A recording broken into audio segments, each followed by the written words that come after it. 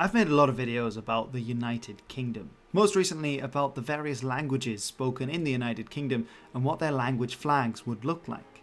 In that video I mentioned that the nations making up the United Kingdom are England, Wales, Scotland and Northern Ireland.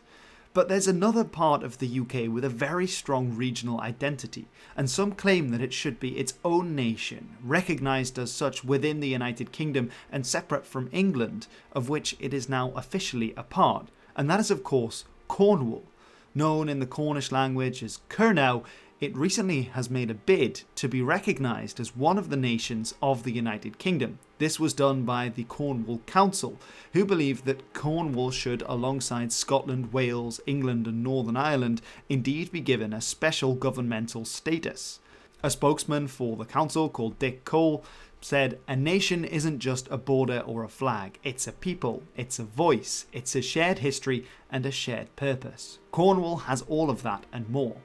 He continued, "We don't just need support from the government, we deserve investment, partnership and respect. This is about ensuring Cornwall's future is not decided solely in Whitehall or Westminster, but here, by us, for us." So what is behind these calls for further Cornish devolution and for Cornwall to be recognised as a nation, part of the United Kingdom?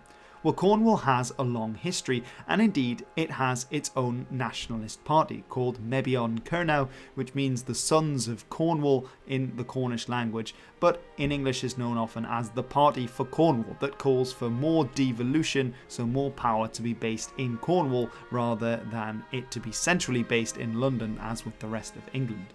Now in 2011, a poll asked whether people in Cornwall felt themselves to be Cornish first rather than English, and that gave some interesting results, with several areas showing fairly high numbers of people who did have a separate identity to the rest of England. Certainly if we look back to the past and the early Middle Ages, it was in Cornwall that the Celtic languages in England held out for the longest, where everywhere else switched to speaking English. It was eventually incorporated into the Anglo-Saxon kingdom of Wessex and then into England, but in some of the very earliest videos that I made about the Tudor period, we actually see Cornwall being one of the main regions of rebellion for several hundred years in the 15th and the 16th centuries, with its own identity and often rising in arms against changes being implemented in faraway London. That of course is partially linked to the fact that it had a separate identity for a long time that was linked with the Cornish language. Many of the Anglo-Saxons called this area West Wales, as they saw it as an extension of the Welsh, their kin in language and in a lot of times in culture, who lived in Wales. The Cornish were often seen as being fairly similar to them. Now Cornish continued to be spoken at least into the 18th century, but as we can see from this map, slowly the language area where Cornish was spoken retreated further and further into the west, until only a very small part of the Cornish peninsula continued to speak the language.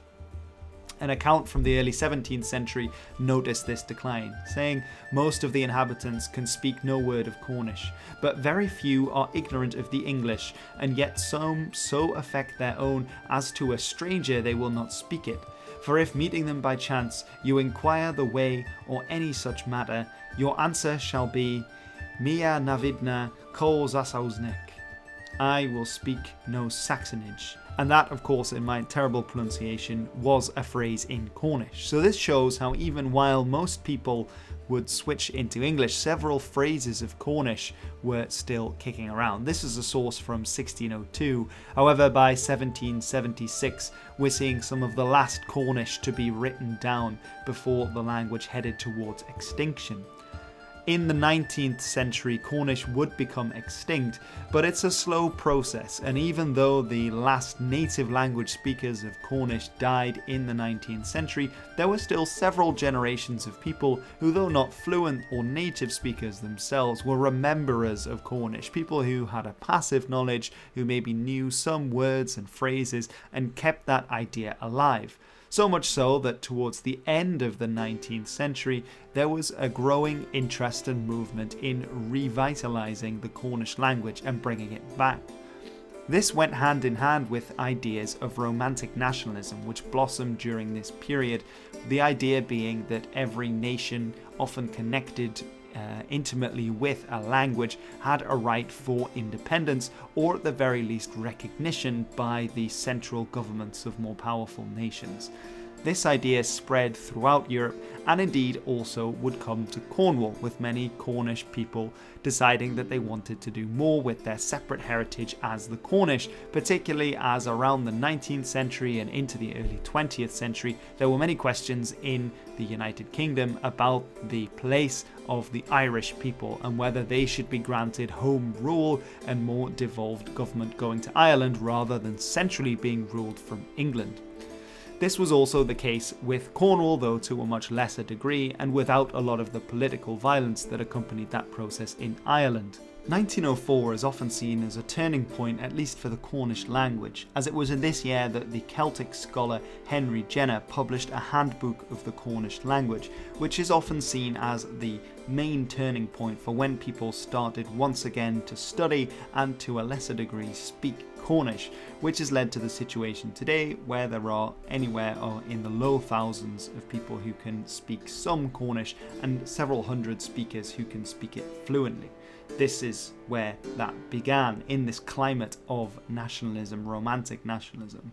Cornwall as such is recognised as one of the Celtic nations, so where one of the Celtic languages is spoken, together with the honourable mention of Galicia, where no Celtic language is spoken, but they still maintain elements of a pertained Celtic heritage, such as in Cornwall. Things started to take another turn in the early 21st century. In 2001, a campaign was launched for Cornwall to be recognised as a separate part of the United Kingdom that would then have a Cornish assembly.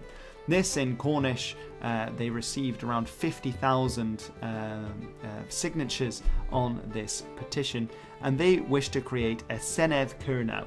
This is the Cornish word for a parliament, very similar to the name of the Welsh parliament, which does exist. It's a devolved power, the Senedd, and similar to what is seen in Scotland and in Northern Ireland, that would then bring more legislative power to Cornwall rather than it being ruled from the rest of England. In 2014, of course, there was the vote for Scottish independence, and this led to more questions being asked about Cornwall's future position in the United Kingdom. If Scotland and Wales can be offered further powers, then Cornwall must be next in line. After all, Cornwall is already recognised as a distinct region for economic development purposes, as a separate people, and for its distinct language. It was hoped that Cornish devolution might lead to a form of government similar to that found in the Channel Islands off the Norman coast, but which belonged to the United Kingdom. However, nothing came of it in 2014, which leads us to today, 2025. In recent times, the Prime Minister of the United Kingdom, Keir Starmer, has said, "We do recognise Cornish national minority status, not just the proud language, the history and the culture of Cornwall, but its bright future." However, many in Cornwall still hope that there may come a time when they are recognised further in more than just the words of the United Kingdom's government, but also in deeds. But we might then wonder, if this new proposal for Cornwall to be recognised as one of the nations of the United Kingdom is pushed forward, what would actually change? Well, there's a few things. First and foremost, of course, is the fact that the nations of the United Kingdom would be joined by a fifth. Cornwall would be added alongside England, Wales, Scotland and Northern Ireland, which means redoing some flag displays. There's also some changes both at home and away. The UK may in fact move towards a more federalised state. There have been growing voices asking for an English Parliament, for instance, to match those like the Senedd in Wales and the Scottish Parliament and the Parliament in Northern Ireland. Should Cornwall get its own recognised status, then it's quite possible that England might also receive its own parliament, or perhaps that the United Kingdom will move to a more federal model with less centralised power. In Cornwall, of course, we would see the biggest change with the establishment of a Cornish Assembly, or Senedd, involved in education, health, culture, transport, all within Cornwall, these decisions being decided there rather than in London. There would be also a devolution of legislative power to Cornwall, meaning that they would be able to enact their own laws to a certain degree, just as is the privilege enjoyed by other nations of the United Kingdom. With a devolved parliament, regionalist parties would have a much stronger voice, which would mean more power to parties like maybe on Kernow and also others involved specifically in Cornish politics, which now have to battle for local elections and don't really stand a chance on a national level. For the Cornish language, this could be incredibly significant, given that currently it lacks a lot of the funding needed to make a proper revitalisation and revival a viable option for the future. However, with its own funding and a government that would ostensibly be able to promote the language, we might start to see, for instance, on place names appearing in Cornish as well as road signs. Cornish may be taught in schools, there may be funding for radio and TV, literature to be published in Cornwall to be used in schools and promoted in wider society, and it would almost certainly lead in numbers of speakers increasing rather dramatically. So that would be a big positive for speakers of Cornish. In terms of sports, Cornwall would also have the right to field its own teams for its sports, just as many in England, Scotland, Wales and Northern Ireland do today in various combinations. Of course, at the Olympics they would likely still play together with the rest of Team GB, and in other sporting events such as internationally, they may choose to remain playing for England rather than fielding their own football team, as I'm not sure how many footballers they have, but alternatively they would be within their right to field their own teams in these sports. Let me know in the comments below, in which sport do you think Cornwall would be the most successful? I'm not actually sure. Cornish devolved power sharing could also, outside of Cornwall, this, as said, might influence calls for an English Parliament or a move towards a more federalised state, as well as growing unrest with the current centralised model. We would also see St Piran's Day, which is the 5th of March, St Piran of course being the Cornish patron saint and whose white cross on a black background gives us the modern Cornish flag. We would see that becoming a national holiday, particularly in Cornwall, where people would get the day off work, and we might see the rest of the United Kingdom having a drive to learn more about Cornwall given its new status as one of the official nations. But the question is whether this is particularly likely to go ahead. Maybe on Kernow for sure, while getting a share of the seats is hardly a significant political power. And the question is whether many in Cornwall, with many other questions at large at the moment in British politics, are really very keen to be seen as a separate nation, or whether most are happy to remain as part of England. The culture certainly is strong and there have been many voices calling for it, but of course at the end of the day this would likely be put to a larger vote to see if this would happen. And if voting for regionalist or nationalist parties is anything to go by, this might struggle as it stands. However, in the past, there has been much broader support in Cornwall for more devolution or power being shared with a government body in Cornwall than there is for these nationalist parties, particularly maybe on Kernow.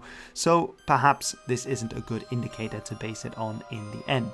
Let me know in the comments below, what do you think? Do you think that Cornwall might be successful in their bid to become recognised as one of the key nations of the United Kingdom? And if you don't think that they will be successful, or disagree that Cornwall should be recognised as its own nation, on what grounds? What don't they have that Scotland or Wales have? Cornwall, of course, remained independent for a long time, eventually being conquered by the Anglo-Saxons, just as Wales would go on to be conquered, but which still maintained its separate heritage and its own language, just as Cornwall has done at the same time. They have their own traditions, their own music, their own dishes that they celebrate. So it'd be interesting to see in the comments below how you feel about this proposal. I personally think that it would be a lot of fun. It would be good to recognise the Cornish and to get some more funding for the Cornish language, if possible. So I think it would be very nice. But of course, politics isn't just about being nice. It's about a lot more than that. Anyway, thank you very much for watching. Miraz One Do Guinness.